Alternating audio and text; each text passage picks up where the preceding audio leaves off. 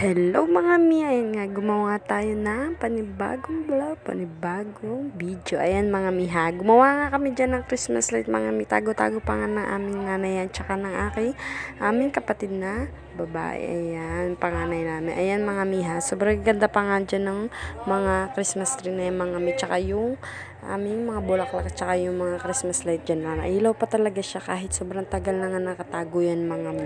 Alam nyo ba mga mi, ayan, kahit sobrang gabok pa nga niya, papagpagan lang natin niya at magagamit pa nga natin yan ngayong taon at sa susunod na taon, pwede pa natin yan gamitin, syempre. Ayan, ikinabit na nga namin yan dyan at yan, yung mga sobra pa nga dyan, mga Christmas light. Again, ginawa na nga ng kapatid ko ng star yung mga sobrang Christmas light na yan. At yan nga, papaulawin na nga namin yan mga mi. Kahit umaga pa lang, ayan, tatry namin talaga yan. Ayan, sobrang ganda nga yan mga mi. Kulang pa nga yan mga mi. Ito yung nga pala yung resulta niyan. Ayan, alam nyo ba mga mi, yung anak ko talagang gumawa nung Christmas tree na yan. Ayan mga mi, yung kinalabasan niyan.